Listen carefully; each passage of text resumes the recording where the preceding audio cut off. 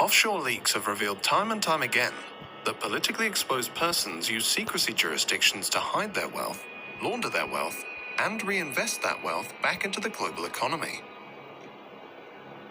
A large part of the international financial system and many of the major financial secrecy jurisdictions are controlled and regulated by Western interests.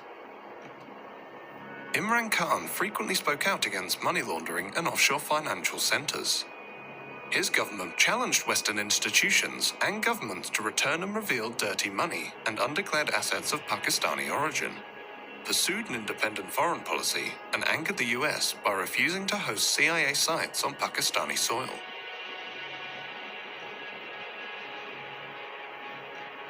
On the 7th of March 2022, the Pakistani ambassador to the US reported in a classified communique that Donald Lu, a senior State Department official, had informed him that Pakistan-US relations could improve only if Imran Khan was removed from power.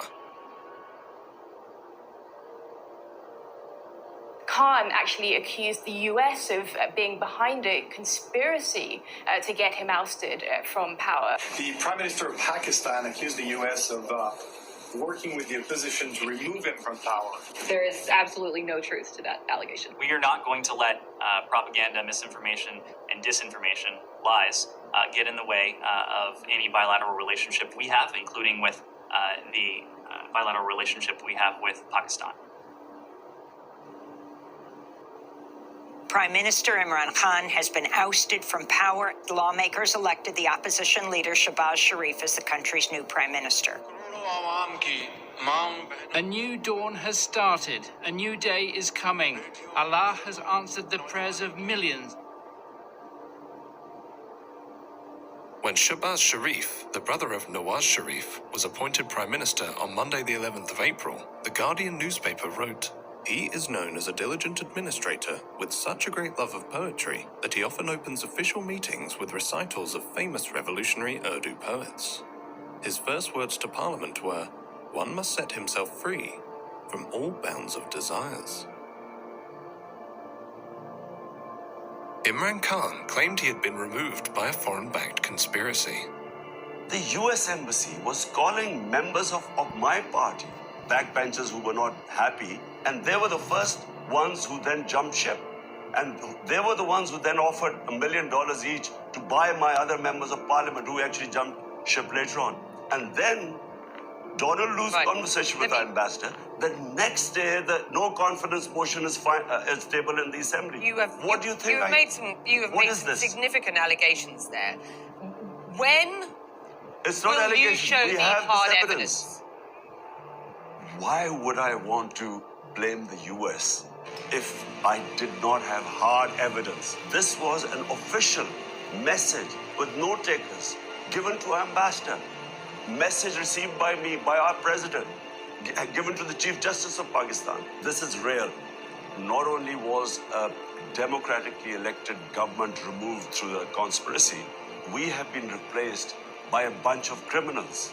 60% of the cabinet, which is sitting right now, is on bail. The Prime Minister was about to be sentenced in a corruption cases of billions of rupees, and his son.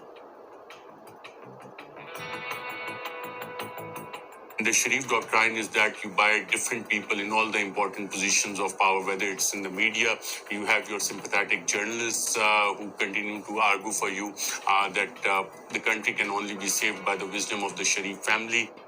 The generals, when they retired, they are also accommodated. The judges, once they are retired, they are also accommodated. The journalists, they are also given government position and they willingly take it. So it's the entire Sharif Doctrine which gives them this sense that they can even get away with murder in Pakistan. Nawaz Sharif has learned that even though if you are out of power, if you manage to gain time, and if you manage to delay the cases in the courts of law, and once you come back into power, you can manage to get a clean check. So I think this time also the same strategy is being followed by the Sharif family. I think those in power, they think that they can get away with the crimes they have done. And Sharif family has been benefiting from them because of their international friends who have been coming to their rescue to strike the dirty deals.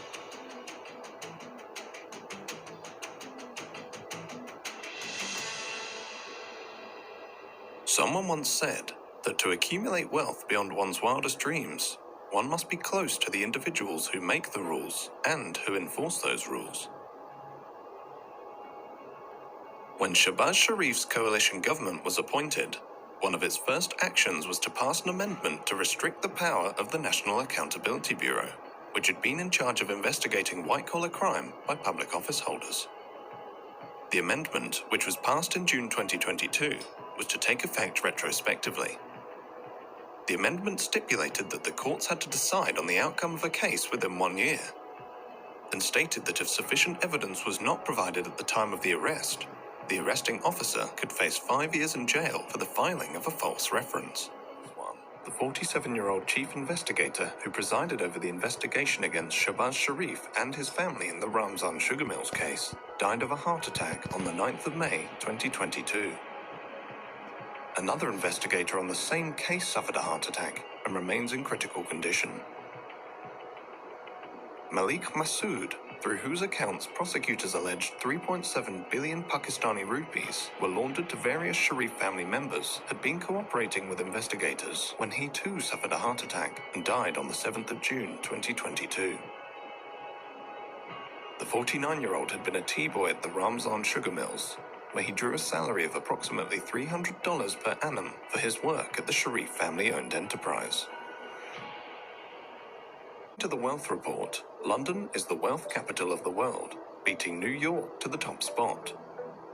London is the favoured playground of the world's politically exposed oligarchs and their family members. The Sharif family of Pakistan, the Aliyevs of Azerbaijan, the Kenyatas of Kenya, and many other current and former politically connected families who acquired vast fortunes beyond their known sources of income own billions of pounds of prime London property. London boasts the greatest diversity of international property investors, with people from 45 countries owning properties in London. British-dependent jurisdictions continue to offer financial secrecy and tax evasion services. 84,000 properties in the UK are owned anonymously. The UK government has made repeated promises to crack down on dirty money, but on each occasion, the government has failed to implement the promised legislation or watered down the legislation so as to make it ineffective. Britain remains the capital of libel tourism, where the wealthy come to attempt to silence their critics. London continues to be a safe haven for the global elite that have fallen out of favour in their home countries. Pakistan under Imran Khan attempted for years to engage with Britain to repatriate laundered money. Many other developing countries have done the same, without success. We approached numerous UK government bodies and ministers for this documentary. Not one agreed to speak to us. The FATF, the Intergovernmental Money Laundering and Terrorist Financing Watchdog, headquartered in Paris, indicated in its first review after the ousting of Imran Khan that Pakistan had met all of the compliance recommendations to be removed from the FATF grey list.